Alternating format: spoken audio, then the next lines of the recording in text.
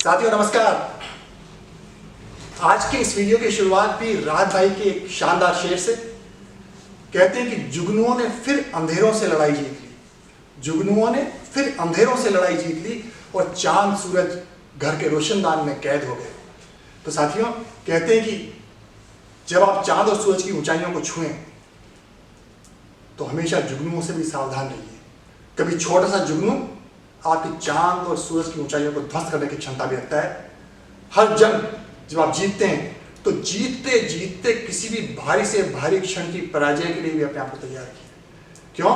क्योंकि जब भी आपका सितारा बुलंदी पर हो, जब भी आपका सितारा बुलंदी पर हो तो कोई न कोई जुगनू आपके पीछे लगा रहेगा, और जब वो लगा रहेगा तो किसी दिन आपके सारे के सारे सपने जमीन पर आ जाएंगे। और इसी संदर्भ में आज मैं दो कहानियां, अपने समय की बड़ी मजबूत कहानियों को आपके सामने लेकर के आया हूं साथियों।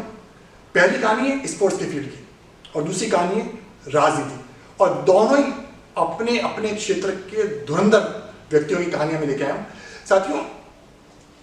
1985 से 2005 तक बॉक्सिंग के क्षेत्र में एक नायाब सितारा उभरा। एक ऐसा सितारा जो 15 साल तक अपनी चमक से पूरी पूरे विश्व को स्तब्ध करता रहा, और उसका नाम है माइक टायसन। मोहम्मद अली का सितारा 1983 में अस्त हो गया। अपने समय का वो भी एक जाबाज बादशाह था। और उसके बाद जब माइक टायसन का सितारा उदय हुआ तो साथियों हैवीवेट बॉक्सिंग के फील्ड में कहते हैं कि आज तक कोई भी इतना बढ़िया सितारा पैदा नहीं हुआ जो कि माइक टायसन जैसा हो सके। इसका अंदाजा आप इसी बात से लगा सकते हैं कि 1985 से 1990 तक उसने 19 प्रोफेशनल बॉक्सिंग के बाउट लड़े और 19 के 19 उसी ने जीते, और 19 के 19 उसने नॉकआउट बेसिस पे जीते। मतलब बॉक्सिंग के बाउट जो होते हैं वो दो तरह से जीते जाते हैं, एक तो नॉकआउट बेसिस पर और एक पॉइंट के आधार पर। पॉइंट के आधार पर तो मतलब इस तरह से जीते जाते हैं कि 1 पॉइंट, 2 पॉइंट, 3 पॉइंट, और जो 6 पॉइंट हुए आपको रेफरी विजेता घोषित कर देता है।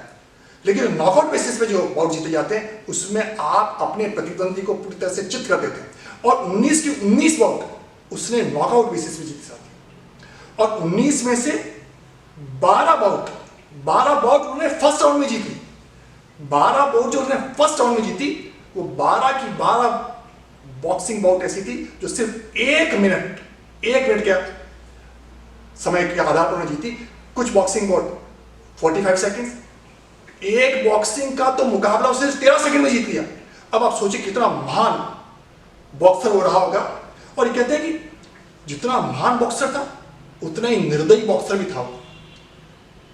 Baddest man on the earth, दुनिया का सबसे खराब व्यक्ति का खिताब उस आदमी को मिला। और एक बार बॉक्सिंग की बात करते करते हॉलीफील्ड जो उसका प्रतिनिधि था उसने उसका कान काट लिया, और कान का जबरदस्त काटा कि कान का टुकड़ा टूट करके जमीन पर गिर गया। अब आप सोच सकते हैं कितना निर्दयी बॉक्सर अपने जमाने का रहा होगा। और ये नहीं साथियों, जो बॉक्सिंग के जो बाउट होते हैं वो 3 अलग अलग प्लेटफॉर्म पर लड़े जाते हैं। एक होता है world boxing association WBA bout, एक होता है वर्ल्ड बॉक्सिंग काउंसिल की कुश्तियां, और एक होता है इंटरनेशनल बॉक्सिंग फेडरेशन। वो हैवीवेट में तीनों के तीनों बॉक्सिंग कंपटीशन में नायाब सितारा रहा, उसने किसी को आगे नहीं आने दिया, और ये विजयी चक्र उसका 1990 तक चलता रहा। सबसे बड़ी समस्या ये कि वो इतना निर्दयी बॉक्सर था कि कोई उससे लड़ने को तैयार नहीं होता। आदमी सोचा कि पता नहीं कहां काट ले, किस तरह से नुकसान पहुंचा दे, कोई उससे लड़ने को तैयार नहीं होता। 1990 तक की स्थिति चलती रही साथ। 1990 में बड़ा जबरदस्त उलटफेर हुआ इस बॉक्सिंग की दुनिया में। एक व्यक्ति उभरा, उसका नाम था बस्टर डगलस। नया सा बॉक्सर, हैवीवेट में उसकी पहली कुश्ती, और जो पहली कुश्ती हुई तो उसकी बाउट माइक टायसन से फिक्स हुई। जब माइक टायसन से फिक्स हुई तो अब आप सोचिए कि उसको अंडरडॉग कहते हैं। अंडरडॉग का मतलब कि ये जीतने के चांसेस बिल्कुल नहीं रखता, और जो उसकी रेटिंग हुई वो 42-1, मतलब 42 पॉइंट माइक टायसन को जीतता होता है, तो 1 पॉइंट सिर्फ बस्टर डगलस को जीतता होता है। और सट्टे बाजार में इस बात के सट्टे लग रहे थे कि ये बॉक्सिंग बाउट जो है टायसन 1 मिनट में जीतेगा या 1 मिनट से कम सेकंड में जीतेगा। कई सट्टाखोरों ने शर्त लगाई कि 40 सेकंड से ज्यादा कुश्ती नहीं चलेगी, किसी ने कहा कि 13 सेकंड से ज्यादा कुश्ती नहीं चलेगी। और साथ ही हुआ ये कि जैसा मैंने कहा ना कि कभी कभी जुगनू भी चांद और सूरज का खेल बिगाड़ देते हैं। वो बाउट हुई और बॉट साथियों बस्टर डगलस ने नॉकआउट बेसिस पर माइक टायसन को हरा दिया और सिर्फ 1.5 मिनट में हरा दिया। 1.5 मिनट में माइक टायसन को हरा दिया। इसीलिए मैंने कहा था ना कि कभी कभी छोटा सा जुगनू भी चांद और सूरज का खेल बिगाड़ देता है। आज तक की बॉक्सिंग बाउट इतिहास में इतनी खतरनाक बाउट नहीं हुई जिसमें नए खिलाड़ी आकर के जमे एस्टेब्लिश बॉक्सिंग बोर्ड में एक अच्छे खाली बॉक्सर को हरा दिया साथी। अब मैं आपको इसी तरह की दूसरी इवेंट सुना, वो पॉलिटिक्स में नहीं आती कहानी। 1944 में सेकेंड वर्ल्ड वॉर खत्म हो गया और जब सेकेंड वर्ल्ड वॉर खत्म हुआ जर्मनी और जापान की फौजों ने आत्मसमर्पण कर दिया। तो जिस तरह से कुश्ती की दुनिया में माइक टायसन का नाम उभरा, उसी तरह से विश्व की राजनीति में ब्रिटेन के प्रधानमंत्री चर्चिल का नाम उभर के सामने आया। विंस्टन चर्चिल कहते हैं कि जर्मनी और जापान को आत्मसमर्पण करवाने में उस व्यक्ति का बड़ा महान योगदान था। जितनी भी अलाइड फोर्सेस थी, फ्रांस, इटली, बेल्जियम, इन सारी फौजों की संयुक्त कमान विंस्टन चर्चिल के हाथों में थी। और जब ब्रिटेन और अलाइड फोर्सेस युद्ध को जीत गई तो पूरी दुनिया के नेताओं ने कहा कि इस युद्ध को सिर्फ विंस्टन चर्चिल के करिश्माई व्यक्तित्व की वजह से जीत मिली।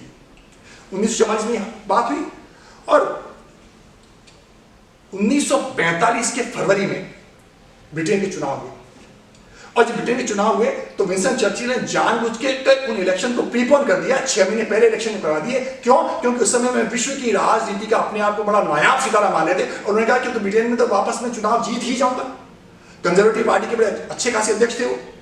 और साथियों फिर वही हुआ, एक अदना सा व्यक्ति जिसका नाम था क्लीमेंट एटली लेबर पार्टी के प्रत्याशी बने।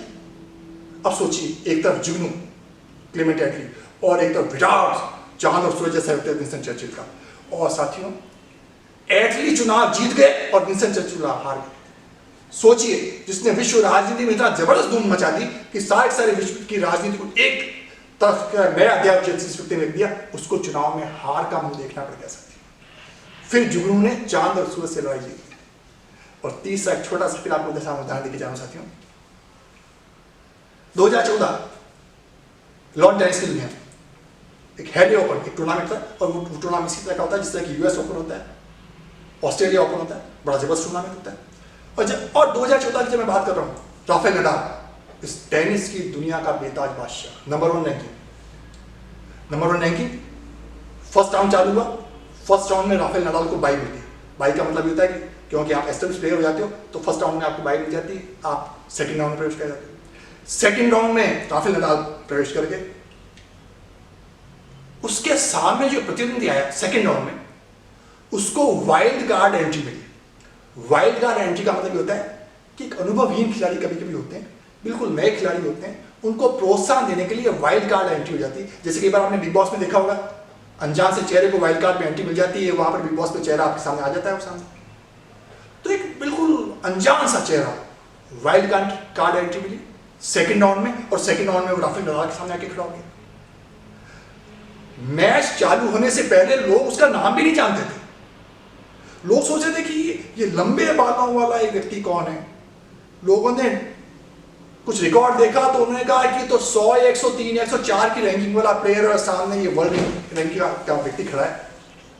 मुकाबला हुआ और मुकाबले में साथियों लंबे बाल खिलाड़ी जिसका नाम था डस्टिन ब्राउन, वो डस्टिन ब्राउन वो मैच जीत गया और राफेल नडाल मैच हार गया। ये तीसरा उदाहरण साथियों। कहने का मतलब ये कि जब आप चांद और सूरज की ऊंचाइयों को छूते हैं तो जुगनुओं से भी सावधान रहिए।